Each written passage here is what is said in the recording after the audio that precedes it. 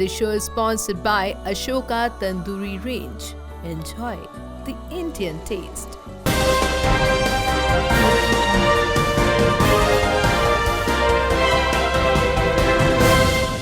News ਨੂੰ ਵੇਖ ਰਹੇ ਸਾਰੇ ਸਰੋਤਿਆਂ ਨੂੰ ਪਿਆਰ ਭਰੀ ਸਤਿ ਸ਼੍ਰੀ ਅਕਾਲ। ਮੈਂ ਸਤਵਿੰਦਰ ਰੰਧਾਵਾ ਪੰਜਾਬ ਅਪਡੇਟ ਦੇ ਵਿੱਚ ਤੁਹਾਡਾ ਸਵਾਗਤ ਹੈ। ਸਭ ਤੋਂ ਪਹਿਲਾਂ ਰੁਕ ਕਰਦੇ ਹਾਂ ਅੱਜ ਦੀਆਂ ਸੁਰਖੀਆਂ ਵੱਲ। ਅਦਾਲਤ ਵੱਲੋਂ ਸਿੱਟ ਨੂੰ ਵੱਡਾ ਝਟਕਾ, ਗ੍ਰਿਫਤਾਰ ਕੀਤੇ 7 ਡੇਰਾ ਪ੍ਰੇਮੀਆਂ ਚੋਂ 2 ਰਿਹਾ।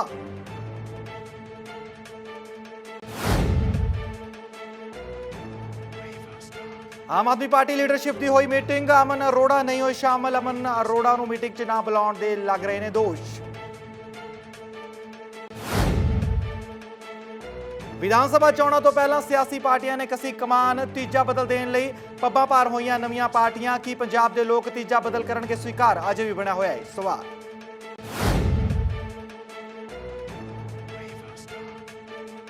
ਅਗਲੇ ਇੱਕ ਹਫ਼ਤੇ ਤੱਕ ਪੰਜਾਬ ਵਿੱਚ ਹੋਣ ਵਾਲੀ ਬਰਸਾਤ ਨਾਲ ਕਿਸਾਨਾਂ ਵਿੱਚ ਖੁਸ਼ੀ, ਮੌਸਮ ਵਿਭਾਗ ਨੇ ਕੀਤੀ ਭਵਿੱਖਬਾਣੀ।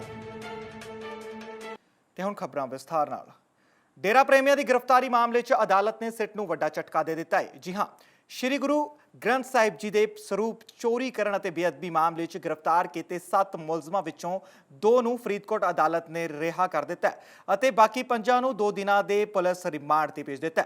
ਦੱਸ ਦਈਏ ਕਿ ਸਨੀ ਅਤੇ ਸ਼ਕਤੀ ਸਿੰਘ ਨਾਮ ਦੇ 2 ਡੇਰਾ ਪ੍ਰੇਮੀਆਂ ਨੂੰ ਅਦਾਲਤ ਨੇ ਇਸ ਮਾਮਲੇ ਵਿੱਚ ਪਹਿਲਾਂ ਤੋਂ ਹੀ ਅਗਾਊਂ ਜ਼ਮਾਨਤ ਤੇ ਅਤੇ ਉਹਨਾਂ ਦੀ ਗ੍ਰਿਫਤਾਰੀ ਰੱਦ ਕਰ ਦਿੱਤੀ ਹੈ। ਪੰਜਾਬ ਪੁਲਿਸ ਦੀ ਵਿਸ਼ੇਸ਼ ਜਾਂਚ ਟੀਮ ਨੇ ਜਲੰਧਰ ਰੇਂਜ ਦੇ DIG ਰਣਬੀਰ ਸਿੰਘ ਖੱਟੜਾ ਦੀ ਅਗਵਾਈ ਵਿੱਚ ਸ਼ਨੀਵਾਰ ਨੂੰ ਫਰੀਦਕੋਟ ਜ਼ਿਲ੍ਹੇ ਵਿੱਚ ਡੇਰਾ ਸੱਚਾ ਸੌਦਾ ਦੇ 7 ਪੈਰੋਕਾਰਾਂ ਨੂੰ ਗ੍ਰਿਫਤਾਰ ਕੀਤਾ ਸੀ। ਪੰਜਾਬ ਅੰਦਰ 2022 ਦੀਆਂ ਵਿਧਾਨ ਸਭਾ ਚੋਣਾਂ ਲਈ ਹਰ ਪਾਰਟੀ ਨੇ ਤਿਆਰੀਆਂ ਸ਼ੁਰੂ ਕਰ ਦਿੱਤੀਆਂ ਨੇ। ਇਸ ਲਈ ਲਗਾਤਾਰ ਹਰ ਸਿਆਸੀ ਪਾਰਟੀ ਨਾ ਸਿਰਫ ਆਪਣੇ ਵਰਕਰਾਂ ਨੂੰ ਇਕਜੁੱਟ ਕਰ ਰਹੀ ਹੈ, ਬਲਕਿ ਹਾਈ ਕਮਾਂਡ ਦੀਆਂ ਮੀਟਿੰਗਾਂ ਵੀ ਹੋ ਰਹੀਆਂ ਨੇ। ਇਸ ਦੇ ਚੱਲਦਿਆਂ ਅੱਜ Aam Aadmi party high command ਦੀ ਵੀ ਮੀਟਿੰਗ ਹੋਈ।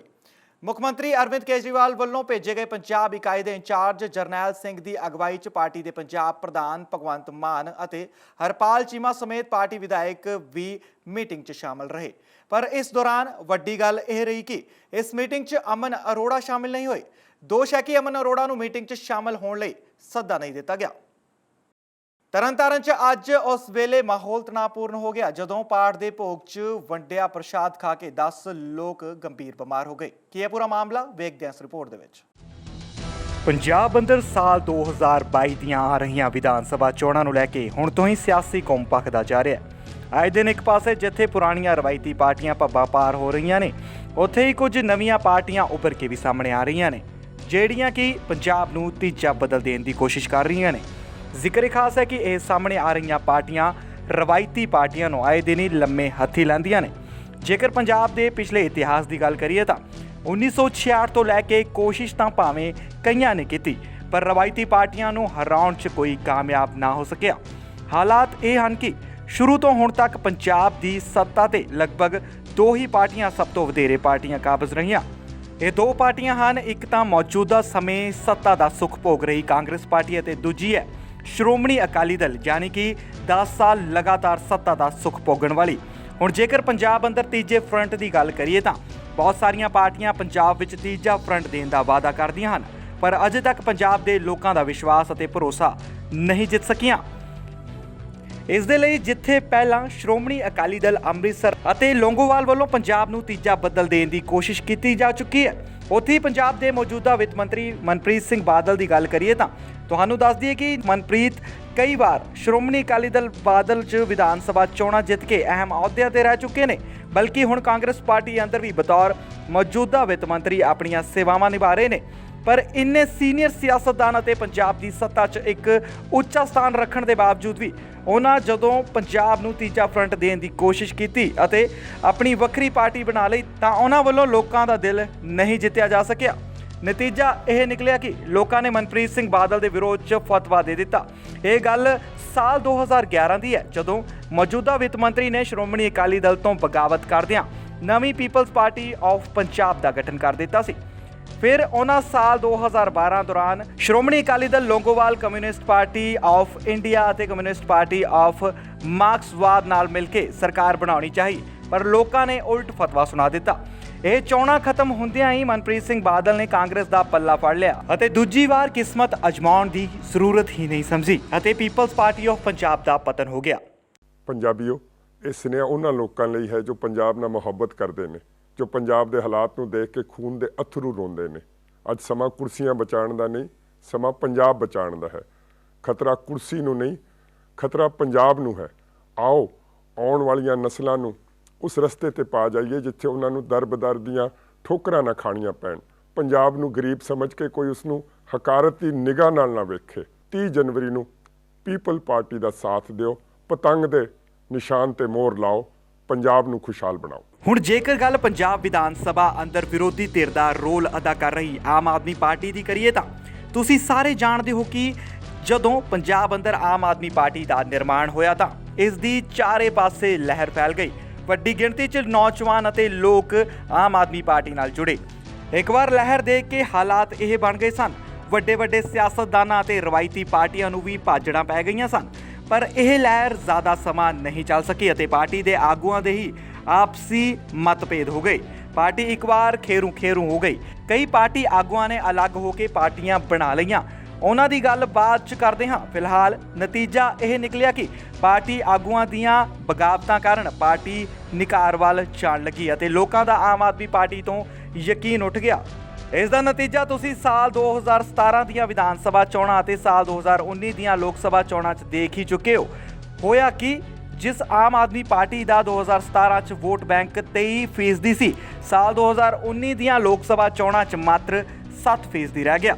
ਵਿਧਾਨ ਸਭਾ ਚੋਣਾਂ 'ਚ ਵਿਰੋਧੀ ਧਿਰ ਦੀ ਭੂਮਿਕਾ ਨਿਭਾਉਣ ਵਾਲੀ ਆਮ ਆਦਮੀ ਪਾਰਟੀ ਸਿਰਫ ਇੱਕ ਲੋਕ ਸਭਾ ਸੀਟ ਤੱਕ ਸਿਮਟ ਕੇ ਰਹਿ ਗਈ ਤੇ ਵੱਡੀ ਗੱਲ ਇਹ ਰਹੀ ਕਿ ਲੋਕ ਸਭਾ ਚੋਣਾਂ 'ਚ 7% ਦੀ ਵੋਟ ਬੈਂਕ ਵਿੱਚ 4% ਦੀ ਵੋਟ ਬੈਂਕ ਇਕੱਲੇ ਭਗਵੰਤ ਮਾਨ ਦਾ ਸੀ ਅਤੇ ਪੰਜਾਬ ਵਿੱਚ ਸਮੁੱਚੀ ਆਮ ਆਦਮੀ ਪਾਰਟੀ ਦੇ ਹਿੱਸੇ ਮਾਤਰ 3% ਦੀ ਵੋਟ ਬੈਂਕ ਹੀ ਆਇਆ।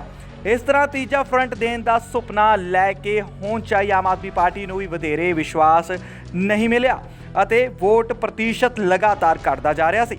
ਹੁਣ ਗੱਲ ਕਰਾਂਗੇ ਆਮ ਆਦਮੀ ਪਾਰਟੀ ਨਾਲੋਂ ਵੱਖ ਹੋ ਕੇ ਲੋਕ ਸਭਾ ਚੋਣਾਂ 'ਚ ਕਿਸਮਤ ਅਜਮਾਉਣ ਵਾਲੀਆਂ ਪਾਰਟੀਆਂ ਦੀ। ਤਾਂ ਸਭ ਤੋਂ ਪਹਿਲਾਂ ਜੋ ਚਿਹਰਾ ਸਾਹਮਣੇ ਆਉਂਦਾ ਹੈ ਉਹ ਹੈ ਸੁਖਪਾਲ ਸਿੰਘ ਖਹਿਰਾ ਦੀ ਪਾਰਟੀ ਪੰਜਾਬ ਏਕਤਾ ਪਾਰਟੀ ਦਾ। ਆਮ ਆਦਮੀ ਪਾਰਟੀ ਦੀ ਭੁਲੱਥ ਸੀਟ ਤੋਂ ਵਿਧਾਨ ਸਭਾ ਚੋਣਾਂ ਜਿੱਤ ਕੇ ਵਿਰੋਧੀ ਧਿਰ ਦੀ ਭੂਮਿਕਾ ਨਿਭਾ ਰਹੇ ਖਹਿਰਾ ਨੇ ਅਲੱਗ ਹੋ ਕੇ ਪੰਜਾਬ ਏਕਤਾ ਪਾਰਟੀ ਹੋਂਦ 'ਚ ਲਿਆਂਦੀ ਅਤੇ ਲੋਕ ਸਭਾ ਚੋਣਾਂ ਲੜੀਆਂ। ਪਰ ਨਤੀਜਾ ਕੀ ਨਿਕਲਿਆ ਉਹ ਜੱਗ ਜ਼ਾਹਰ ਹੈ। ਜੇਕਰ ਗੱਲ ਸੁਖਪਾਲ ਸਿੰਘ ਖਹਿਰਾ ਦੀ ਕਰੀਏ ਤਾਂ ਬਾਦਲਾਂ ਦੇ ਗੜ੍ਹ ਮੰਨੇ ਜਾਂਦੇ ਬਠਿੰਡਾ ਤੋਂ ਸੁਖਪਾਲ ਸਿੰਘ ਖਹਿਰਾ ਨੇ ਸ਼੍ਰੋਮਣੀ ਅਕਾਲੀ ਦਲ ਦੀ ਸੀਨੀਅਰ ਆਗੂ ਅਤੇ ਮੌਜੂਦਾ ਕੇਂਦਰੀ ਮੰਤਰੀ ਹਰਸਿਮਰਤ ਕੌਰ ਬਾਦਲ ਅਤੇ ਕਾਂਗਰਸ ਪਾਰਟੀ ਦੇ ਸੀਨੀਅਰ ਆਗੂ ਅਮਰਿੰਦਰ ਸਿੰਘ ਰਾਜਾ ਵੜਿੰਗ ਵਿਰੁੱਧ ਚੋਣ ਲੜੀ।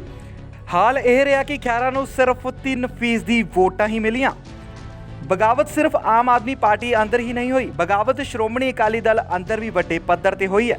ਸ਼੍ਰੋਮਣੀ ਅਕਾਲੀ ਦਲ ਨਾਲੋਂ ਵੱਖ ਹੋ ਕੇ ਕਈ ਪਾਰਟੀਆਂ ਨੇ ਵੱਖ ਪਾਰਟੀ ਬਣਾ ਲਈ ਤਾਂ ਢੀਂਡਸਾ ਪਰਿਵਾਰ ਨੇ ਚੋਣਾਂ ਨਾ ਲੜਨ ਦਾ ਐਲਾਨ ਕਰ ਦਿੱਤਾ।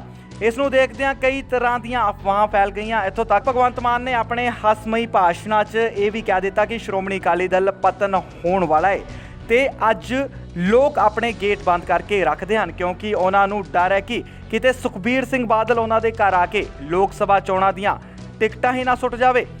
ਚਲੋ ਉਹ ਵਿਰੋਧੀਆਂ ਦੀਆਂ ਬਿਆਨਬਾਜ਼ੀਆਂ ਤਾਂ ਚੱਲਦੀਆਂ ਹੀ ਰਹਿੰਦੀਆਂ ਨੇ, ਪਰ ਇਹ ਜ਼ਰੂਰ ਹੋਇਆ ਕਿ ਸ਼੍ਰੋਮਣੀ ਅਕਾਲੀ ਦਲ ਪ੍ਰਧਾਨ ਸੁਖਬੀਰ ਸਿੰਘ ਬਾਦਲ ਨੇ ਪਰਮਿੰਦਰ ਸਿੰਘ ਢੀਂਡਸਾ ਨੂੰ ਮਨਾ ਲਿਆ ਅਤੇ ਭਗਵੰਤ ਮਾਨ ਵਿਰੁੱਧ ਚੋਣ ਲੜਾ ਦਿੱਤੀ, ਪਰ ਛੋਟੇ ਢੀਂਡਸਾ ਹਾਰ ਗਏ। ਇੱਧਰ ਦੂਜੇ ਪਾਸੇ ਪਾਰਟੀ ਤੋਂ ਬਾਗੀ ਹੋ ਕੇ ਸ਼੍ਰੋਮਣੀ ਅਕਾਲੀ ਦਲ ਟਕਸਾਲੀ ਦੇ ਆਗੂ ਅਤੇ ਸੀਨੀਅਰ ਸਿਆਸਤਦਾਨਾਂ ਰਣਜੀਤ ਸਿੰਘ ਬ੍ਰਹਮਪੁਰਾ, ਸੇਵਾ ਸਿੰਘ ਸੇਖਵਾਂ ਅਤੇ ਹੋਰ ਆਗੂਆਂ ਨੂੰ ਵੀ ਨਾਮੋਸ਼ੀ ਦਾ ਸਾਹਮਣਾ ਕਰਨਾ ਪਿਆ ਤੇ ਉਹ ਪੰਜਾਬ ਨੂੰ ਤੀਜਾ ਫਰੰਟ ਦੇਣ 'ਚ ਅਸਫਲ ਰਹੇ। ਹੁਣ ਗੱਲ ਕਰਾਂਗੇ ਇੱਕ ਅਜਿਹੀ ਪਾਰਟੀ ਦੀ ਜਿਸ ਦੇ ਪ੍ਰਧਾਨ ਨੂੰ ਤੁਸੀਂ ਕਈ ਵਾਰ ਸਰਕਾਰਾਂ ਦੀ ਪੋਲ ਖੋਲ੍ਹਦਿਆਂ ਦੇਖ ਚੁੱਕੇ ਹੋ। ਅਸੀਂ ਗੱਲ ਕਰ ਰਹੇ ਹਾਂ ਲੋਕ ਇਨਸਾਫ ਪਾਰਟੀ ਦੇ ਪ੍ਰਧਾਨ ਸਿਮਰਜੀਤ ਸਿੰਘ ਬੈਂਸ ਦੀ। ਭਾਵੇਂ ਕਿ ਬੈਂਸ ਪੰਜਾਬ ਦੀ ਸਿਆਸਤ 'ਚ ਇੱਕ ਅਹਿਮ ਸਥਾਨ ਰੱਖਦੇ ਹਨ, ਪਰ ਫਿਰ ਵੀ ਉਹ ਲੋਕਾਂ ਨੂੰ ਤੀਜਾ ਫਰੰਟ ਨਹੀਂ ਦੇ ਸਕੇ। ਕੁਝ ਸੀਟਾਂ ਤੇ ਜਿੱਤ ਜ਼ਰੂਰ ਹਾਸਲ ਕਰ ਲੈਂਦੇ ਹਨ। ਇਹ ਤਾਂ ਸਨ ਪੁਰਾਣੀਆਂ ਪਾਰਟੀਆਂ, ਪਰ 2022 ਦੀਆਂ ਵਿਧਾਨ ਸਭਾ ਚੋਣਾਂ ਤੋਂ ਪਹਿਲਾਂ ਇੱਕ ਹੋਰ ਪਾਰਟੀ ਵੀ ਹੋਂਦ 'ਚ ਆ ਗਈ ਹੈ ਤੇ ਇਹ ਪਾਰਟੀ ਹੈ ਸ਼ੇਰੇ ਪੰਜਾਬ ਵਿਕਾਸ ਪਾਰਟੀ। ਇਹਨਾਂ ਵੱਲੋਂ ਵੀ ਆਪਣੀ ਕਿਸਮਤ ਅਜ਼ਮਾਈ ਜਾ ਰਹੀ ਹੈ, ਪਰ ਕੀ ਲੋਕ ਇਸ ਦੇ ਹੱਕ 'ਚ ਫਤਵਾ ਦਿੰਦੇ ਹਨ ਇਹ ਤਾਂ ਆਉਣ ਵਾਲਾ ਸਮਾਂ ਦੱਸੇਗਾ। ਇਸੇ ਤਰ੍ਹਾਂ ਹੀ ਸੁੱਚਾ ਸਿੰਘ ਛੋਟੇਪੁਰ ਦੀ ਆਪਣਾ ਪੰਜਾਬ ਪਾਰਟੀ ਡਾਕਟਰ ਧਰਮਵੀਰ ਗਾਂਧੀ ਦੀ ਨਵਾਂ ਪੰਜਾਬ ਪਾਰਟੀ। ਤਾਂ ਤੁਸੀਂ ਦੇਖਿਆ ਕਿ ਅੱਜ ਤੱਕ ਬਹੁਤ ਸਾਰੀਆਂ ਪਾਰਟੀਆਂ ਆਪਣੀ ਕਿਸਮਤ ਅਜ਼ਮਾ ਚੁੱਕੀਆਂ ਹਨ ਅਤੇ ਪੰਜਾਬ ਨੂੰ ਤੀਜਾ ਫਰੰਟ ਦੇਣ ਦੇ ਵਾਅਦੇ ਕਰ ਚੁੱਕੀਆਂ ਨੇ। ਹੁਣ ਜੇਕਰ ਗੱਲ ਆਮ ਆਦਮੀ ਪਾਰਟੀ ਦੀ ਕਰੀਏ ਤਾਂ ਤੁਸੀਂ ਦੇਖਿਆ ਹੈ ਕਿ ਕਿਸ ਤਰ੍ਹਾਂ ਇੱਕ ਵੱਡੇ ਪੱਧਰ ਤੇ ਆਮ ਆਦਮੀ ਪਾਰਟੀ ਦੀ ਲਹਿਰ ਸੀ, ਪਰ ਪਾਰਟੀ ਦੇ ਆਗੂਆਂ ਦੀਆਂ ਬਗਾਵਤਾਂ ਦਾ ਖਾਮਿਆਜ਼ਾ ਪਾਰਟੀ ਭੁਗਤ ਚੁੱਕੀ ਹੈ। ਇੰਜ ਲੱਗਦਾ ਹੈ ਕਿ ਲੋਕਾਂ ਦਾ ਤੀਜੇ ਫਰੰਟ ਤੋਂ ਲਗਭਗ ਯਕੀਨ ਉੱਠ ਗਿਆ ਹੈ। ਹੁਣ ਕੀ ਤੀਜੇ ਫਰੰਟ ਨੂੰ ਮੌਕਾ ਦਿੰਦਿਆਂ ਪੰਜਾਬ ਵਾਸੀ ਕਿਸੇ ਹੋਰ ਪਾਰਟੀ ਨੂੰ ਪੰਜਾਬ ਦੀ ਸੱਤਾ ਤੇ ਕਾਬਜ਼ ਕਰਨਗੇ? ਇਹ ਤਾਂ ਆਉਣ ਵਾਲਾ ਸਮਾਂ ਹੀ ਦੱਸੇਗਾ। Bureau report. ਸਾਲ 2022 ਦੀਆਂ ਵਿਧਾਨ ਸਭਾ ਚੋਣਾਂ ਨੂੰ ਲੈ ਕੇ ਅੱਜ ਹਰ ਪਾਰਟੀ ਪੱਬਾਂ ਪਾਰ ਹੋ ਰਹੀ ਹੈ। ਇੱਕ ਪਾਸੇ ਜਿੱਥੇ ਚੋਣਾਂ ਤੋਂ ਪਹਿਲਾਂ ਨਵੀਆਂ ਸਿਆਸੀ ਪਾਰਟੀਆਂ ਬਣ ਰਹੀਆਂ ਨੇ, ਉੱਥੇ ਹੀ ਪੁਰਾਣੀਆਂ ਪਾਰਟੀਆਂ ਵੀ ਸੱਤਾ ਦਾ ਸੁੱਖ ਮਾਣਨ ਲਈ ਪੁਰਜ਼ੋਰ ਯਤਨ ਕਰ ਰਹੀਆਂ ਨੇ। ਇਸ ਸਮੇਂ ਹਾਲਾਤ ਇਹ ਵੀ ਹਨ ਕਿ ਹਰ ਕੋਈ ਤੀਜੇ ਫਰੰਟ ਦੀ ਵੀ ਉਡੀਕ ਕਰ ਰਿਹਾ ਹੈ। ਤਰਨਤਾਰਨ ਦੇ ਮੁਹੱਲਾ ਨੁਰਦੀ ਚੌਂਕ ਵਿੱਚ ਸਥਿਤ ਗੁਰਦੁਆਰਾ ਸਾਹਿਬ ਭਗਤ ਨਾਮਦੇਵ ਜੀ ਕੋਲ ਉਸ ਸਮੇਂ ਦਹਿਸ਼ਤ ਦਾ ਮਾਹੌਲ ਬਣ ਗਿਆ ਜਦੋਂ ਪ੍ਰਸ਼ਾਦ ਖਾਣ ਤੋਂ ਬਾਅਦ ਕੁਝ ਲੋਕ ਬੇਹੋਸ਼ ਹੋ ਕੇ ਡਿੱਗਣ ਲੱਗ ਪਏ, ਜਿਨ੍ਹਾਂ ਨੂੰ ਇਲਾਜ ਲਈ ਸਿਵਲ ਹਸਪਤਾਲ ਤਰਨਤਾਰਨ ਤੇ ਨਿੱਜੀ ਹਸਪਤਾਲ ਦੇ ਵਿੱਚ ਭੇਜਿਆ ਗਿਆ। ਇਸ ਮੌਕੇ ਜਾਣਕਾਰੀ ਦਿੰਦਿਆਂ ਗ੍ਰੰਥੀ ਸਿੰਘ ਬਲਬੀਰ ਸਿੰਘ ਨੇ ਦੱਸਿਆ ਕਿ ਉਹਨਾਂ ਵੱਲੋਂ ਅੱਜ ਨਜ਼ਦੀਕ ਕਿਸੇ ਦੇ ਘਰ ਵਿੱਚ ਪਾਠ ਤੋਂ ਬਾਅਦ ਭੋਗ ਪਾਇਆ ਗਿਆ ਸੀ। ਗੁਰੂ ਸਾਹਿਬ ਦੀ ਮਰਿਆਦਾ ਅਨੁਸਾਰ ਪ੍ਰਸ਼ਾਦ ਸੰਗਤਾਂ ਦੇ ਵਿੱਚ ਵੰਡਿਆ ਗਿਆ ਤਾਂ ਲੋਕ ਬੇਹੋਸ਼ੀ ਦੀ ਹਾਲਤ ਵਿੱਚ ਡਿੱਗਣ ਲੱਗ ਪਏ, ਜਦਕਿ ਇਸ ਘਟਨਾ ਤੋਂ ਬਾਅਦ ਇਲਾਕੇ ਵਿੱਚ ਦਹਿਸ਼ਤ ਦਾ ਮਾਹੌਲ ਬਣ ਗਿਆ। ਤੁਹਾਨੂੰ ਦੱਸ ਦਈਏ ਕਿ ਇਸ ਹਾਦਸੇ ਵਿੱਚ ਤਕਰੀਬਨ 10 ਲੋਕ ਬਿਮਾਰ ਹੋ ਗਏ ਨੇ, ਜਿਨ੍ਹਾਂ ਦਾ ਇਲਾਜ ਨਿੱਜੀ ਹਸਪਤਾਲਾਂ ਵਿੱਚ ਚੱਲ ਰਿਹਾ ਹੈ। ਅੱਜ ਮੁਹੱਲਾ ਢਾਂਚੇ ਦੀ ਇੱਕ ਗਲੀ ਹੈ ਮਾਈ ਲਸ਼ੋ ਵਾਲੀ, ਉਸ ਗਲੀ ਦੇ ਵਿੱਚ ਬੀਬੀ ਸ਼ਰਨਜੀਤ ਕੌਰ ਦਾ ਅੱਜ ਭੋਗ ਸੀ ਤੇ ਉਹਨਾਂ ਨੇ ਮੈਨੂੰ ਰਸਦ ਦਿੱਤੀ ਵੀ ਗੁਰਦੁਆਰਾ ਸਾਹਿਬ ਤੋਂ ਬਾਬਾ ਜੀ ਰਸਦ ਬਣਾ ਕੇ ਲੈ ਆਓ, ਕਿਉਂਕਿ ਘਰ ਤੋਂ ਥੋੜਾ ਪ੍ਰਸ਼ਾਦ ਹੋਣਾ, ਬਹੁਤਾ ਗੁਰਦੁਆਰਾ ਸਾਹਿਬ ਵਰਤਾਉਣਾ ਹੈ। ਮੈਂ ਗੁਰਦੁਆਰਾ ਸਾਹਿਬ ਪ੍ਰਸ਼ਾਦ ਬਣਾਇਆ ਤੇ ਉਹਦੇ ਵਿੱਚ ਥੋੜਾ ਜਿਹਾ ਪ੍ਰਸ਼ਾਦ ਜਿੰਨਾ ਕੁ 10-15 ਬੰਦਿਆਂ ਵਾਸਤੇ ਚਾਹੀਦਾ ਸੀ ਉਹ ਮੈਂ ਘਰ ਲੈ ਗਿਆ। ਜਦੋਂ ਸੂਬੇ ਸਾਹਿਬ ਜਦੋਂ ਪਾਠ ਦਾ ਭੋਗ ਪਿਆ, ਉਹ ਪ੍ਰਸ਼ਾਦ ਵਰਤਾਇਆ ਵਾ, ਉਦੋਂ ਕਿਸੇ ਨੇ ਕੋਈ ਸ਼ਿਕਾਇਤ ਨਹੀਂ ਕੀਤੀ ਕਿ ਪ੍ਰਸ਼ਾਦ ਕੌੜਾ ਜਾਂ ਇਹਦੇ ਵਿੱਚ ਕੋਈ ਕਿਰਕ ਆਉਂਦੀ ਆ, ਠੀਕ ਹੈ ਜੀ। ਤੇ ਜਦੋਂ ਅਸੀਂ ਮਹਾਰਾਜ ਸਰੂਪ ਲਿਆਉਣੇ ਸਾਡੀ ਮਰਿਆਦਾ ਵਿੱਚ ਵਧੀਆ ਪ੍ਰਸ਼ਾਦ ਇੱਥੇ ਲੈ ਆਈਦਾ ਗੁਰਦੁਆਰਾ ਸਾਹਿਬ ਵਿਖੇ, ਉਹ ਮੈਂ ਉਹਨਾਂ ਦੇ ਬੀਬੀ ਸ਼ਰਨਜੀਤ ਕੌਰ ਦੇ ਵੱਡੇ ਲੜਕੇ ਰਘਬੀਰ ਸਿੰਘ ਨੂੰ ਕਿਹਾ ਵੀ ਪ੍ਰਸ਼ਾਦ ਫੜ ਲਾ, ਉਹਨੇ ਫੜ ਲਿਆ। ਤੇ ਜਦੋਂ ਅਸੀਂ ਗੁਰਦੁਆਰਾ ਸਾਹਿਬ ਆਏ ਆ, ਗੁਰਦੁਆਰਾ ਸਾਹਿਬ ਆਣ ਕੇ ਮੈਨੂੰ ਨਾ ਇੰਝ ਲੱਗਾ ਵੀ ਜਿਸ ਤਰ੍ਹਾਂ ਕੋਈ ਗੈਸ ਲੀਕ ਹੋਣ ਡਿਆ ਵਾ। ਤੇ ਮੈਂ ਆਪਣੀ ਘਰ ਵਾਲੀ ਨੂੰ ਪੁੱਛਿਆ, ਮੈਂ ਕਿਹਾ ਕੋਈ ਗੈਸ ਲੀਕ ਉੱਤੇ ਹੋਣ ਡਿਆ ਵਾ, ਹਲਵਾਈਆਂ ਨੂੰ ਵੇਖ ਜਾਂ ਆਪਣਾ ਗੈਸ ਵੈਸ, ਕਹਿੰਦੀ ਨਹੀਂ ਕੋਈ ਵੀ ਲੀਕ ਨਹੀਂ ਹੋਣ ਡਿਆ। ਤੇ ਮੇਰੇ ਪੋਤਰਿਆਂ ਨੂੰ ਕੋਈ ਪ੍ਰਸ਼ਾਦ ਮੰਗ ਲਿਆ, ਉਹਨਾਂ ਕੀਰਤਨ ਕਰਨਾ ਸੀ ਇੱਥੇ, ਤੇ ਮੈਂ ਉਹਨਾਂ ਨੂੰ ਪ੍ਰਸ਼ਾਦ ਦੇ ਦਿੱਤਾ। ਉਹ ਖਾਂਦੇ ਹਰ ਕਹਿਣ ਲੱਗਾ ਵੀ ਦਾਦੂ ਇਹਦੇ ਵਿੱਚ ਤਾਂ ਕੋਈ ਮਿਲਿਆ ਜਾਪਦਾ ਵਾ, ਕੋਈ ਕਿਰਕ ਆਉਂਦੀ ਆ ਤੇ ਕੌੜਾ ਬੜਾ ਵਾ। ਤੇ ਜਦ ਮੈਂ ਕਿਹਾ ਭੱਜ ਕੇ ਬਾਹਰ ਸੋਕੇ ਦੇ ਦੀ, ਉੱਥੋਂ ਘਣਾ ਆ ਕੇ ਬਾਹਰ।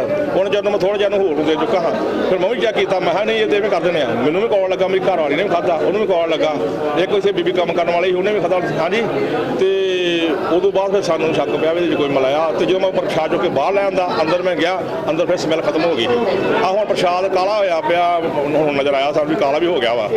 ਕਿਸ ਤਰ੍ਹਾਂ ਹੋਇਆ?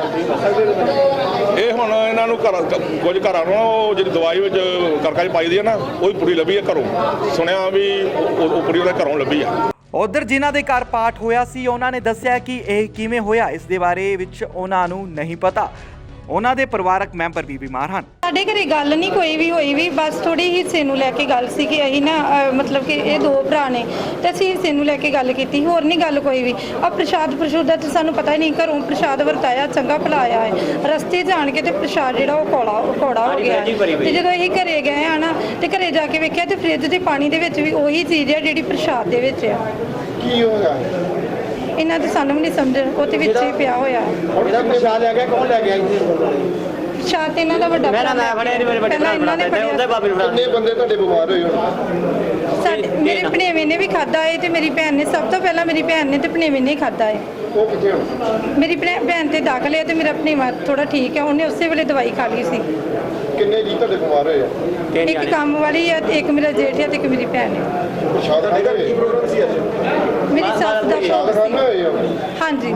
ਇਸ ਪੂਰੇ ਮਾਮਲੇ 'ਚ ਪੁਲਿਸ ਅਧਿਕਾਰੀਆਂ ਵੱਲੋਂ ਵੀ ਬਣਦੀ ਕਾਰਵਾਈ ਕਰਨ ਦੀ ਗੱਲ ਕਹੀ ਗਈ ਹੈ। ਆ ਮਿਲੀ ਸੀ ਇੱਥੇ ਕਿਸੇ ਨੇ ਦਿੱਤੀ, ਸੱਜਣ ਕਿਸੇ ਨੇ ਉਹ ਵਿਅਕਤੀ ਨੇ ਕਿ ਇੱਥੇ ਗੁਰਦੁਆਰਾ ਸਾਹਿਬ ਵਿੱਚ ਕਿਸੇ ਨੇ ਨਾ ਪ੍ਰਸ਼ਾਦ ਦੇ ਵਿੱਚ ਕੁਝ ਪਾਤਾ, ਤੇ ਅਸੀਂ ਇੱਥੇ ਆ ਕੇ ਵੇਖਿਆ ਕਿ ਰਘਬੀਰ ਸਿੰਘ ਨਾਂ ਦੇ ਵਿਅਕਤੀ ਦੀ ਮਾਤਾ ਦਾ ਭੋਗ ਸੀ। ਤੇ ਬਾਬਾ ਜੀ ਨੇ ਇੱਥੋਂ ਗੁਰਦੁਆਰਾ ਸਾਹਿਬ 'ਚੋਂ ਪ੍ਰਸ਼ਾਦ ਬਣਾ ਕੇ ਉਹਨਾਂ ਦੇ ਘਰ ਖੜਿਆ ਮਰਿਆਦਾ ਅਨੁਸਾਰ। ਉੱਥੇ ਪ੍ਰਸ਼ਾਦ ਜਦੋਂ ਵਰਤਾ ਕੇ ਉਹਨਾਂ ਨੇ ਬਾਕੀ ਬਚਿਆ ਪ੍ਰਸ਼ਾਦ ਜਿਹੜਾ ਮਰਿਆਦਾ ਅਨੁਸਾਰ ਮਹਾਰਾਜ ਦੇ ਸਰੂਪ ਸਾਹਿਬ ਦੇ ਨਾਲ ਹੀ ਲੈ ਕੇ ਆਂਦਾ, ਉੱਥੇ ਹੋਰਨਾਂ ਲੋਕਾਂ ਨੇ ਵੀ ਖਾਧਾ। ਉਹਨਾਂ ਨੂੰ ਤੇ ਕਿਸੇ ਨੂੰ ਕੋਈ ਪ੍ਰੋਬਲਮ ਨਹੀਂ ਆਈ। ਤੇ ਮੁੜ ਕੇ ਜਦੋਂ ਰਾਸਤੇ ਦੇ ਵਿੱਚ ਆਣ ਕੇ ਇੱਥੇ ਬਾਬਾ ਜੀ ਨੇ ਉਹਨਾਂ ਦੇ ਪਰਿਵਾਰਕ ਮੈਂਬਰਾਂ ਨੂੰ ਦੁਆਰਾ ਵੰਡਿਆ ਤਾਂ ਉਹਨਾਂ ਨੂੰ ਕੁਝ ਪ੍ਰੋਬਲਮ ਆ ਗਈ ਆ, ਕਿਸੇ ਨੂੰ ਟੱਟੀਆਂ ਉਲਟੀਆਂ ਦੀ ਸ਼ਿਕਾਇਤ ਆਈ ਹੈ, ਹਸਪਤਾਲ ਗਏ ਨੇ। ਬਾਕੀ ਹੁਣ ਦੇਖਦੇ ਆ ਜੋ ਮੈਡੀਕਲ ਰਿਪੋਰਟ ਆਉਂਦੀ ਉਹਦੇ ਮੁਤਾਬਕ ਤੇ ਕਾਰਵਾਈ ਕਰਾਂਗੇ। ਹੱਲੇ ਤਾਂ ਦੇਖੋ ਜੀ ਪਤਾ ਲੱਗੇਗਾ ਜੀ, ਉਹ ਆਪਾਂ ਨੇ ਜਿਹੜੀ ਰਿਪੋਰਟ ਆਉਣ ਤੇ ਪਤਾ ਲੱਗੇਗਾ ਵੀ ਉਹ ਪ੍ਰਸ਼ਾਦ 'ਚ ਕੀ ਆ, ਕੋਈ ਜ਼ਹਿਰੀਲੀ ਚੀਜ਼ ਹੈ ਜਾਂ ਕੀ ਆ। ਉਸ ਤੋਂ ਬਾਅਦ ਹੀ ਅਗਲੀ ਕਾਰਵਾਈ ਬਿਆਨ ਲਿਖਾਂਗੇ। ਜਿਹੜਾ ਹਸਪੀਟਲ ਚੱਲੇ ਹੁਣ ਬਿਆਨ ਲਿਖਦੇ ਆ। ਕੋਈ ਸ਼ੱਕ ਜਤਾਇਆ ਜਾ ਰਿਹਾ? ਹਾਂਜੀ, ਕੋਈ ਸ਼ੱਕ ਜਤਾਇਆ? ਹਾਲ ਦੀ ਘੜੀ ਕੋਈ ਸਾਹਮਣੇ ਨਹੀਂ ਆਇਆ, ਕੋਈ ਦੇਖਦੇ ਆ ਜੀ ਜਾ ਕੇ, ਹੁਣ ਪਤਾ ਲੱਗੇਗਾ ਸਟੇਟਮੈਂਟ ਲਿਖਣ ਤੋਂ ਬਾਅਦ। ਕੜਾਹ ਪ੍ਰਸ਼ਾਦ ਦੇ ਜ਼ਹਿਰੀਲੇ ਹੋਣ ਦੇ ਅਸਲ ਕਾਰਨਾਂ ਦਾ ਪਤਾ ਤਾਂ ਹੁਣ ਜਾਂਚ ਤੋਂ ਬਾਅਦ ਹੀ ਲੱਗ ਸਕੇਗਾ। Bureau report. ਖਬਰਾਂ ਦਾ ਸਿਲਸਿਲਾ ਇਦਾਂ ਹੀ ਜਾਰੀ ਰਹੇਗਾ। ਮਿਲਦੇ ਹਾਂ ਇੱਕ ਨਿੱਕੀ ਜੀ ਬ੍ਰੇਕ ਤੋਂ ਬਾਅਦ। This show is sponsored by Ashoka Tandoori Range. Enjoy the Indian taste.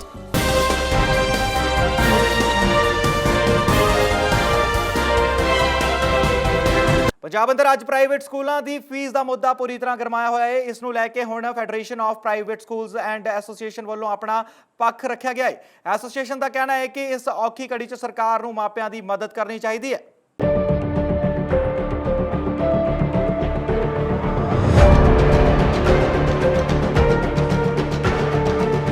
ਜਿਸ ਦਿਨ ਤੋਂ ਦੇਸ਼ ਅੰਦਰ ਲਾਕਡਾਊਨ ਹੋਇਆ ਉਸ ਦਿਨ ਤੋਂ ਹੀ ਸਕੂਲ ਭਾਵੇਂ ਬੰਦ ਹਨ, ਪਰ ਹੁਣ ਪ੍ਰਾਈਵੇਟ ਸਕੂਲਾਂ ਵੱਲੋਂ ਫੀਸਾਂ ਦੀ ਮੰਗ ਕੀਤੀ ਜਾ ਰਹੀ ਹੈ, ਜਿਸ ਨੂੰ ਲੈ ਕੇ ਸੂਬੇ ਅੰਦਰ ਵੱਡੇ ਪੱਧਰ ਤੇ ਪ੍ਰਦਰਸ਼ਨ ਹੋ ਰਹੇ ਨੇ। ਇਹੀ ਨਹੀਂ, ਮਾਮਲਾ Punjab and Haryana high court ਤੱਕ ਵੀ ਪਹੁੰਚ ਗਿਆ ਸੀ। ਅਦਾਲਤ ਵੱਲੋਂ ਵੀ ਮਾਪਿਆਂ ਨੂੰ ਫੀਸ ਅਦਾ ਕਰਨ ਲਈ ਆਦੇਸ਼ ਦੇ ਦਿੱਤੇ ਗਏ ਹਨ, ਜਿਸ ਤੋਂ ਬਾਅਦ ਮਾਪਿਆਂ ਵੱਲੋਂ ਸੁਪਰੀਮ ਕੋਰਟ ਦਾ ਰੁਖ ਕੀਤਾ ਗਿਆ ਹੈ। ਇਸ ਨੂੰ ਲੈ ਕੇ ਹੁਣ federation of private schools and association ਨੇ ਸਖਤ ਪ੍ਰਤੀਕਿਰਿਆ ਦਿੱਤੀ ਹੈ। ਉਹਨਾਂ ਕਿਹਾ ਹੈ ਕਿ ਸੁਪਰੀਮ ਕੋਰਟ 'ਚ ਜਾ ਕੇ ਫਜ਼ੂਲੀ ਖਰਚ ਨਾ ਕੀਤੇ ਜਾਵੇ।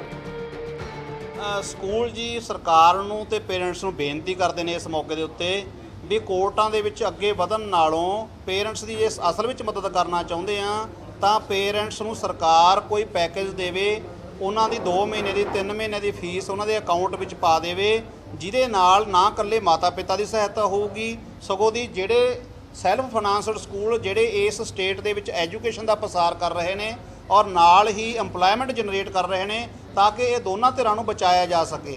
ਤੋ ਸਰਕਾਰਾਂ ਕੋਲ ਫੰਡ ਨੇ, ਸਰਕਾਰਾਂ ਕੋਲ ਵੱਡੇ ਵੱਡੇ ਪੈਕੇਜ ਨੇ। ਸਰਕਾਰ ਇਹੋ ਜਿਹੇ ਮਸਲਿਆਂ ਦੇ ਵਿੱਚ ਜਿਹੜੇ ਸੈਲਫ ਫਾਈਨਾਂਸਡ ਇੰਸਟੀਟਿਊਸ਼ਨਾਂ ਦੇ ਲਈ ਅੱਗੇ ਆਵੇ, ਨਾ ਕਿ ਕੋਰਟਾਂ ਦੇ ਵਿੱਚ ਅੱਗੇ ਜਾ ਕੇ ਵਧੇ, ਉੱਥੇ ਜਾ ਕੇ ਖਰਚੇ ਕਰੇ। ਸੋ ਇਸ ਲਈ ਅਸੀਂ ਤਾਂ ਅਪੀਲ ਕਰਦੇ ਹਾਂ ਪੰਜਾਬ ਸਰਕਾਰ ਨੂੰ ਔਰ ਨਾਲ ਮਾਤਾ ਪਿਤਾ ਨੂੰ ਵੀ ਅਪੀਲ ਕਰਦੇ ਹਾਂ ਵੀ ਇਸ ਫੈਸਲੇ ਨੂੰ ਗੌਰ ਨਾਲ ਦੇਖਿਆ ਜਾਵੇ। ਇਹ ਫੈਸਲਾ ਜਿਹੜਾ ਮਾਤਾ ਪਿਤਾ ਦੇ ਹਿੱਤ ਵਿੱਚ ਵੀ ਹੈ ਔਰ ਜਿਹੜੇ ਟੀਚਿੰਗ ਨਾਨ ਟੀਚਿੰਗ ਜਿਹੜੇ ਕੰਮ ਕਰ ਰਹੇ ਨੇ ਉਹਨਾਂ EMPLOYE ਦੇ ਹਿੱਤ ਵਿੱਚ ਵੀ।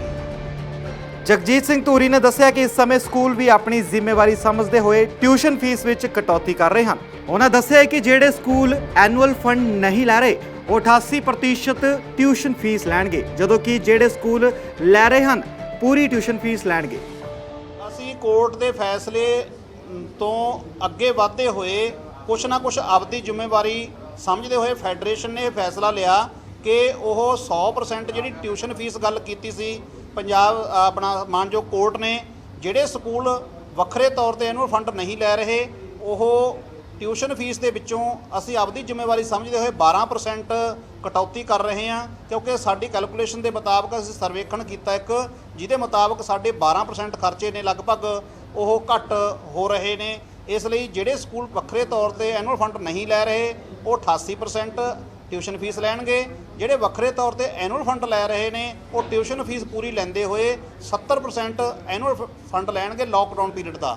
ਅਤੇ ਇਸੇ ਤਰ੍ਹਾਂ ਟਰਾਂਸਪੋਰਟ ਦੇ ਸਾਡੇ ਕਾਫੀ ਖਰਚੇ ਬਚ ਰਹੇ ਨੇ, ਜਿਵੇਂ 30% ਦੇ ਨੀਅਰ ਬਾਈ ਸਾਡੇ ਖਰਚੇ ਬਚ ਰਹੇ ਨੇ ਡੀਜ਼ਲ ਵਗੈਰਾ ਦੇ।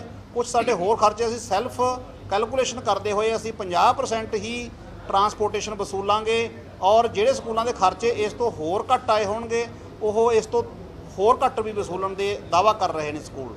ਇਸ ਤੋਂ ਇਲਾਵਾ ਜਿਹੜੇ ਮਾਤਾ ਪਿਤਾ ਦਾ ਕੰਮ ਕੋਈ ਪ੍ਰਭਾਵਿਤ ਹੋਇਆ ਅਪ੍ਰੈਲ ਤੇ ਮਈ ਦੇ ਵਿੱਚ, ਤਾਂ ਉਹਨਾਂ ਨੂੰ ਅਸੀਂ ਬੇਨਤੀ ਕੀਤੀ ਹੈ ਵੀ ਜਿਨ੍ਹਾਂ ਉਹ ਆਪਦੇ ਤੱਥਾਂ ਦੇ ਆਧਾਰ 'ਤੇ ਸਾਨੂੰ 10 ਜੁਲਾਈ ਤੱਕ ਸਕੂਲਾਂ ਨੂੰ ਐਪਲੀਕੇਸ਼ਨਾਂ ਦੇਣ। ਅਸੀਂ ਉਹਨਾਂ ਤੇ ਗੌਰ ਕਰਦੇ ਹੋਏ ਉਹਨਾਂ ਜਿਹੜੀਆਂ ਨੇ ਪੇਰੈਂਟਸ ਦੇ ਲਈ ਅੱਗੇ ਆਵਾਂਗੇ। ਇਸ ਮੌਕੇ ਫੈਡਰੇਸ਼ਨ ਆਗੂ ਧੂਰੀ ਨੇ ਦੋਸ਼ ਲਾਇਆ ਕਿ ਸੂਬਾ ਸਰਕਾਰ ਵਿਰੋਧੀ ਪਾਰਟੀਆਂ ਦੇ ਦਬਾਅ ਹੇਠ ਆ ਕੇ ਅਜਿਹੀਆਂ ਗਤੀਵਿਧੀਆਂ ਨੂੰ ਅੰਜਾਮ ਦੇ ਰਹੀ ਹੈ। ਸਰਕਾਰ ਨਹੀਂ ਮੈਂ ਕਿਹਾ ਗੁੰਮਰਾਹ ਕਰ ਰਹੀ ਹੈ, ਸਰਕਾਰ ਖੁਦ ਹੈਲਪ ਲਈ ਅੱਗੇ ਨਹੀਂ ਆ ਰਹੀ ਤੇ ਦੂਜੀਆਂ ਪੋਲੀਟੀਕਲ ਪਾਰਟੀਆਂ ਜਾਂ ਲੋਕਾਂ ਦਾ ਪ੍ਰੈਸ਼ਰ ਹੋਣ ਕਾਰਨ ਉਹ ਇਹੋ ਜਿਹੀਆਂ ਗਤੀਵਿਧੀਆਂ ਨੂੰ ਅੰਜਾਮ ਦੇ ਰਹੀ ਹੈ ਤਾਂ ਕਿ ਉਹਨਾਂ ਦੇ ਉੱਤੇ ਕੋਈ ਨਾ ਕੋਈ ਦੋਸ਼ ਨਾ ਲੱਗ ਸਕੇ।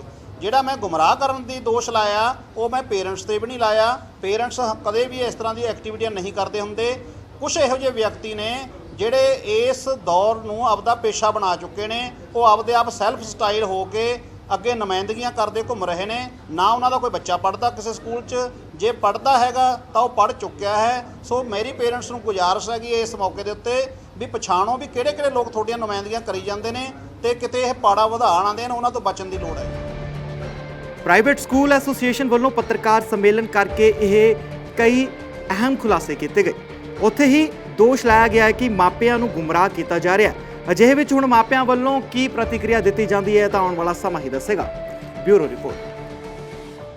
ਖਾਲਿਸਤਾਨ ਸਮਰਥਕਾਂ ਦੇ ਕਾਨੂੰਨੀ ਸਲਾਹਕਾਰ ਗੁਰਪਤਵੰਤ ਸਿੰਘ ਪੰਨੂ ਖਿਲਾਫ ਲਗਾਤਾਰ ਪ੍ਰਦਰਸ਼ਨ ਕੀਤੇ ਜਾ ਰਹੇ ਨੇ। ਇਸ ਦੇ ਚੱਲਦਿਆਂ ਅਜਨਾਲਾ 'ਚ ਸ਼ਿਵ ਸੈਨਾ ਆਗੂਆਂ ਨੇ ਗੁਰਪਤਵੰਤ ਸਿੰਘ ਪੰਨੂ ਦਾ ਪੁਤਲਾ ਫੂਕ ਕੇ ਰੋਸ ਪ੍ਰਦਰਸ਼ਨ ਕੀਤਾ। ਇਸ ਬਾਰੇ ਜਾਣਕਾਰੀ ਦਿੰਦਿਆਂ ਸ਼ਿਵ ਸੈਨਾ ਦੇ ਆਗੂ ਪਵਨ ਸ਼ਰੀਨ ਨੇ ਕਿਹਾ ਕਿ ਇਹ ਲੋਕ ਸਮਾਜ ਦੇ ਦੁਸ਼ਮਣ ਹਨ ਅਤੇ ਰੈਫਰੈਂਡਮ 2020 ਦਾ ਇਹ ਲੋਕ ਸੁਪਨਾ ਵੀ ਨਾ ਲੈਣ।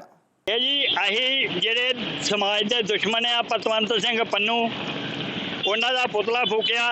ਇਹ ਰੈਫਰੈਂਡਮ 2020 ਦੀ ਮੰਗ ਕਰਦੇ ਆ, ਜਦ ਕਿ ਇਹ ਕਦੀ ਇੱਕ ਸੁਪਨਾ ਵੀ ਨਾ ਲੈਣ ਪਏ ਰੈਫਰੈਂਡਮ 2020 ਇਹਨਾਂ ਨੂੰ ਮਿਲ ਜਾਏਗਾ। ਇਹ ਕੁਛ ਸ਼ਰਾਰਤੀ ਅਨਸਰ ਆ ਜਿਹੜਾ ਦੇਸ਼ ਦਾ ਮਾਹੌਲ ਖਰਾਬ ਕਰਨਾ ਚਾਹੁੰਦੇ ਆ ਤੇ ਅਸੀਂ ਇਹਨਾਂ ਨੂੰ ਛਿੱਤਰਾਂ ਦਾ ਹਾਰ ਪਾ ਕੇ ਇਹਨਾਂ ਦੀ ਬੇਅਦਬੀ ਕਰਕੇ ਇਹਨਾਂ ਨੂੰ ਇਸ ਦੇਸ਼ ਚੋਂ ਕੱਢਾਂਗੇ। ਜੇ ਇਹਨਾਂ ਨੂੰ ਬਹੁਤ ਚਾਅ ਵਾ ਰੈਫਰੈਂਡਮ 2020 ਦਾ ਤੇ ਜਾ ਕੇ ਜਿਹੜੀਆਂ ਕੰਟਰੀਆਂ 'ਚ ਬੈਠੇ ਆ ਉੱਥੇ ਜਾ ਕੇ ਰੈਫਰੈਂਡਮ 2020 ਮੰਗਣ, ਉੱਥੇ ਖਾਲਿਸਤਾਨ ਬਣਾਉਣ। ਪੰਜਾਬ ਦੇ ਵਿੱਚ ਤੇ ਇਹਨਾਂ ਨੂੰ ਇੱਕ ਕਦਮ ਵੀ ਨਹੀਂ ਰੱਖਣ ਦਿਆਂਗੇ। ਔਰ ਪੰਜਾਬ ਸਰਕਾਰ ਅੱਗੇ ਗੌਰਮੈਂਟ ਅੱਗੇ ਸਾਡੀ ਇੱਕ ਅਪੀਲ ਆ ਕਿ ਤੁਸੀਂ ਇਹਨਾਂ ਨੂੰ ਅੱਤਵਾਦੀ ਕਰਾਰ ਦੇ ਦਿੱਤਾ। ਅਸੀਂ ਆਪਣਾ ਖਰਚਾ ਕਰਦੇ ਹਾਂ, ਸਾਡੇ ਖਰਚੇ ਤੇ ਇਹਨਾਂ ਨੂੰ ਉੱਥੋਂ ਬਾਹਰੋਂ ਮੰਗਾ ਕੇ ਤੇ ਇਹਨਾਂ ਨੂੰ ਇੰਡੀਆ ਦੇ ਵਿੱਚ ਫਾਂਸੀ ਦਿਓ। ਜਿਹੜਾ ਉਹਨੇ ਕਿਹਾ ਕਿ ਸਾਡੇ ਕੋਲ ਰਾਈਟ ਹੈਗਾ, ਅਸੀਂ UN ਦੇ ਵਿੱਚ ਜਿਹੜੀ ਉਹ ਅਪੀਲ ਦਾਇਰ ਕਰਾਂਗੇ ਜਾਂ ਹੁਣ ਵੋਟਿੰਗ ਸ਼ੁਰੂ ਹੋ ਰਹੀ ਹੈ, ਰਜਿਸਟ੍ਰੇਸ਼ਨ ਸ਼ੁਰੂ ਹੋ ਗਈ ਹੈ, ਕਿਵੇਂ ਵੇਖਦੇ ਤੁਸੀਂ ਇਹਨੂੰ? ਇਹ ਸਿਰਫ ਇੱਕ ਪਖੰਡ, ਇੱਕ ਟਕਮਾਂਜਾ। ਇਹ ਹਿੰਦੂ ਸਿੱਖ ਭਾਈਚਾਰੇ ਦੇ ਵਿੱਚ ਇੱਕ ਫੁੱਟ ਪਾਉਂਦੇ ਆ। ਹਿੰਦੂ ਸਿੱਖ ਭਾਈਚਾਰਾ ਇੱਕ 9 ਮਾਸ ਦਾ ਰਿਸ਼ਤਾ, ਇਹ ਕਦੀ ਵੀ ਇੱਕ ਦੂਜੇ ਤੋਂ ਵੱਖ ਨਹੀਂ ਹੋ ਸਕਦਾ। ਇਹ ਕੁਛ ਸ਼ਰਾਰਤੀ ਅਨਸਰ ਆ ਜਿਹੜਾ ਸਾਡੇ ਦੇਸ਼ ਦਾ ਮਾਹੌਲ ਖਰਾਬ ਕਰਨਾ ਚਾਹੁੰਦੇ ਆ ਤੇ ਹਿੰਦੂ ਸਿੱਖ ਭਾਈਚਾਰੇ ਦੇ ਵਿੱਚ ਪਾੜ ਪਾਉਣਾ ਚਾਹੁੰਦੇ ਆ। ਜਦ ਕਿ ਸਾਡੇ ਵਪਾਰ ਸਾਂਝੇ ਆ, ਸਾਡਾ ਖੂਨ ਸਾਂਝਾ ਵਾ। ਸਿੱਖ ਤੇ ਹਿੰਦੂ ਕਦੀ ਵੀ ਦੋ ਨਹੀਂ ਹੋ ਸਕਦੇ। ਇਹਨਾਂ ਦੀ ਸੋਚ ਕਦੀ ਵੀ ਅਸੀਂ ਕਾਮਯਾਬ ਨਹੀਂ ਹੋਣ ਦਿਆਂਗੇ। ਸ਼ਿਵ ਸੈਨਾ ਪੰਜਾਬ ਸਦਾ ਇਹਨਾਂ ਦਾ ਵਿਰੋਧ ਕਰਦੀ ਆ ਤੇ ਕਰਦੀ ਰਹੇਗੀ। ਇਹ ਸਨ ਪਵਨ ਸ਼ਰੀਨ, ਸ਼ਿਵ ਸੈਨਾ ਪੰਜਾਬ ਦੇ ਨੇਤਾ, ਜਿਨ੍ਹਾਂ ਵੱਲੋਂ ਗੁਰਪ੍ਰਤਾਪ ਪੰਨੂ ਦਾ ਜਿਹੜਾ ਪੁਤਲਾ ਸਾੜ ਕੇ ਰੋਸ ਪ੍ਰਦਰਸ਼ਨ ਕੀਤਾ ਗਿਆ ਆ ਔਰ ਕਿਹਾ ਗਿਆ ਕਿ ਹਿੰਦੂ ਸਿੱਖ ਇੱਕ ਨੇ, ਕਦੀ ਵੀ ਜਿਹੜਾ ਖਾਲਿਸਤਾਨ ਨਹੀਂ ਬਣ ਸਕੇਗਾ। ਕੈਮਰਾਮੈਨ ਅਮਿਤ ਸ਼ਰਮਾ ਦੇ ਨਾਲ ਅਜਨਾਲਾ ਤੋਂ ਪ੍ਰਦੀਪ ਅਰੋੜਾ, ਸਾਂਝਾ ਟੀਵੀ ਕੈਨੇਡਾ। ਟਿਕਟੌਕ ਉੱਤੇ ਬੈਨ ਦੇ ਬਾਅਦ ਜੋ ਲੋਕ ਟਿਕਟੌਕ ਦੇ ਆਦੀ ਸਨ ਉਹ ਹੁਣ ਡਾਕਟਰਾਂ ਦੀ ਸਹਾਇਤਾ ਲੈ ਰਹੇ ਨੇ। ਡਾਕਟਰਾਂ ਦੇ ਮੁਤਾਬਕ ਕਾਫੀ ਲੋਕ ਉਹਨਾਂ ਕੋਲ ਪਹੁੰਚ ਰਹੇ ਹਨ ਤਾਂ ਕਿ ਇਸ ਦੇ ਬੰਦ ਹੋਣ ਦੇ ਬਾਅਦ ਇਸ ਤੋਂ ਛੁਟਕਾਰਾ ਪਾਇਆ ਜਾ ਸਕੇ। आई थिंक पहले तो जब बंद हुआ था तो मैं काफ़ी ज़्यादा डिप्रेस्ड हो गई थी because I was an addict. But after counselling doctor के पास आने के बाद उसके बाद I am perfectly all right. अब मुझे रियलाइज़ होता है that it was an addiction and ये यूथ के लिए बहुत गलत चीज़ थी जो टिकटॉक था। इसके कारण काफ़ी लोग अब सुसाइड कर रहे हैं, काफ़ी लोग डिप्रेशन में आ रहे हैं एंड इवन एंग्जाइटी प्रॉब्लम हो रही है यूथ को। तो मुझे भी थी शुरू में, but now I am perfectly all right. PUBG भी आप खेलते थे? हाँ जी। तो कितने चीज़ से? पबजी जब से शुरू हुई थी, पबजी मैं बहुत ज़्यादा एडिक्शन था मेरे को पबजी का। सो उस वजह से I was not giving time to my family also. तो उस वजह से सारा दिन it was a really destructive game frankly speaking. Because अब मैंने छोड़ दिए तो अब I am realising just because of doctor helping me in this. तो अब मुझे ये चीज़ रियलाइज़ हो रही है कि ये पबजी जो है वो बहुत ज़्यादा डिस्ट्रक्टिव गेम है because it was leading to anxiety and BP issues also. आपको टिकटॉक बंद हुआ उसके बाद पता था आप वो तो हो सकती थी, बट हम लोग पहले तो ये चीज़ देखते हैं कि पहले तो चीज़ें अच्छी लगती हैं बिकॉज एडिक्शन होती है उस चीज़ की, बट जब से बंद हुआ है एंड जब से रियलाइज़ हुआ है तो it's better for the youth. मैं doctor Harjot Singh Makkar, director doctor Harjot Singh neuro psychiatry centre.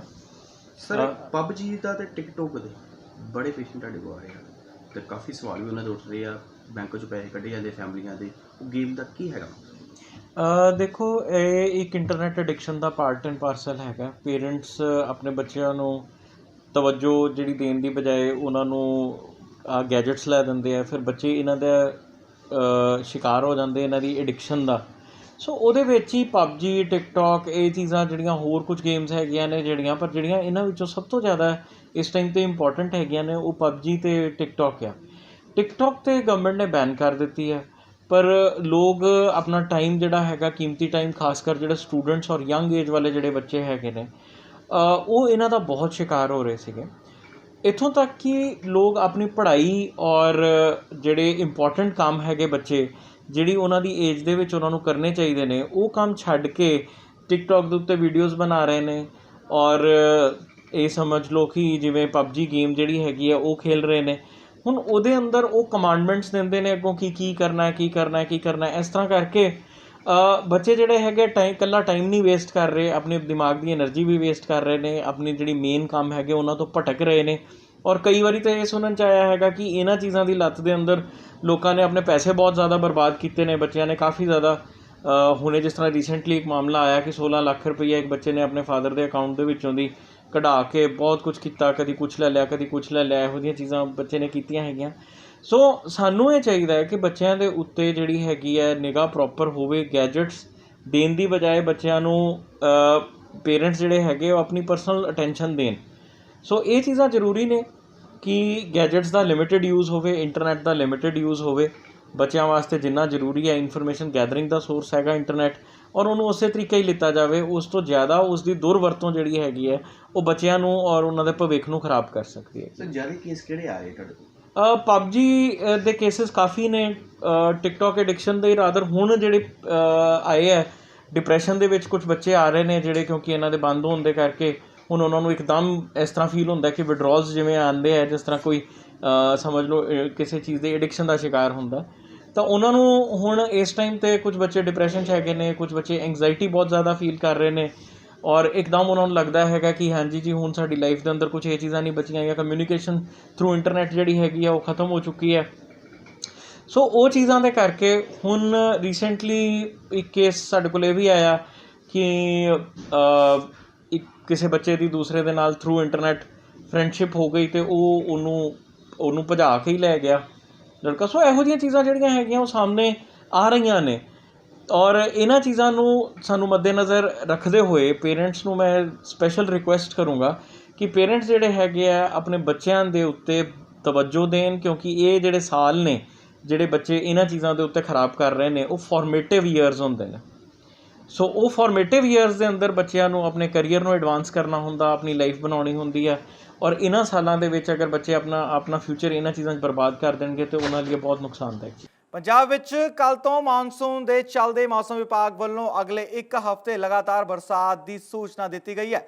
ਇਸ ਦੇ ਚੱਲਦੇ ਜਿੱਥੇ ਅਗਲੇ 1 ਹਫ਼ਤੇ ਪੈਣ ਵਾਲੀ ਬਾਰਿਸ਼ ਨਾਲ ਸ਼ਹਿਰ ਵਿੱਚ ਲੋਕ ਗਰਮੀ ਤੋਂ ਰਾਹਤ ਮਹਿਸੂਸ ਕਰਨਗੇ, ਉਸ ਦੇ ਦੂਜੇ ਪਾਸੇ ਇਸ ਬਾਰਿਸ਼ ਨਾਲ ਕਿਸਾਨ ਵੀ ਕਾਫੀ ਖੁਸ਼ ਨਜ਼ਰ ਆ ਰਹੇ ਨੇ। ਜ਼ਿਕਰ ਖਾਸ ਹੈ ਕਿ ਪੰਜਾਬ ਵਿੱਚ ਕਿਸਾਨ ਤਕਰੀਬਨ ਝੋਨੇ ਦੀ ਫਸਲ ਲਗਾ ਚੁੱਕੇ ਨੇ ਅਤੇ ਹੁਣ ਇਸ ਫਸਲ ਲਈ ਪਾਣੀ ਦੀ ਸਭ ਤੋਂ ਜ਼ਿਆਦਾ ਲੋੜ ਹੈ।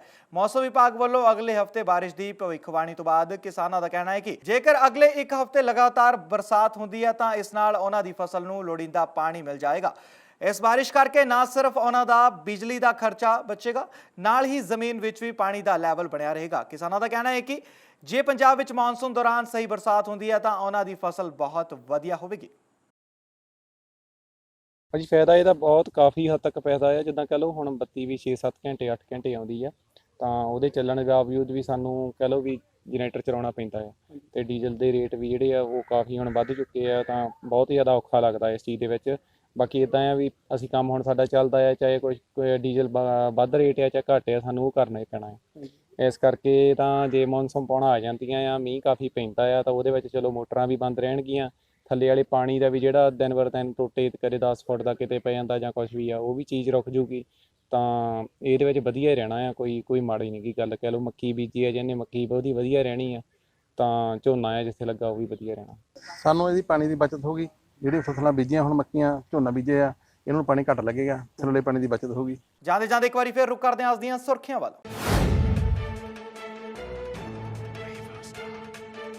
ਅਦਾਲਤ ਵੱਲੋਂ ਸਿੱਟ ਨੂੰ ਵੱਡਾ ਝਟਕਾ, ਗ੍ਰਿਫਤਾਰ ਕੀਤੇ 7 ਡੇਰਾ ਪ੍ਰੇਮੀਆਂ ਚੋਂ 2 ਰਿਹਾ।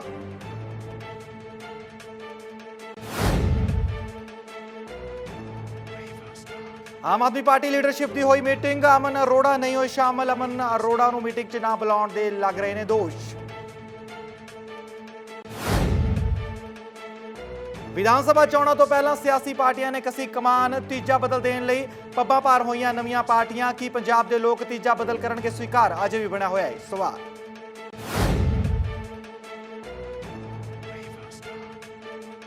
ਅਗਲੇ ਇੱਕ ਹਫ਼ਤੇ ਤੱਕ ਪੰਜਾਬ ਵਿੱਚ ਹੋਣ ਵਾਲੀ ਬਰਸਾਤ ਨਾਲ ਕਿਸਾਨਾਂ ਵਿੱਚ ਖੁਸ਼ੀ, ਮੌਸਮ ਵਿਭਾਗ ਨੇ ਕੀਤੀ ਭਵਿੱਖਬਾਣੀ। ਅੱਜ ਦੇ ਬੁਲੇਟਿਨ ਦੇ ਵਿੱਚ ਇੰਨਾ ਹੀ। ਮੈਨੂੰ ਦਿਓ ਇਜਾਜ਼ਤ। ਸਤਿ ਸ਼੍ਰੀ ਅਕਾਲ। This show is sponsored by Ashoka Tandoori Range. Enjoy the Indian taste.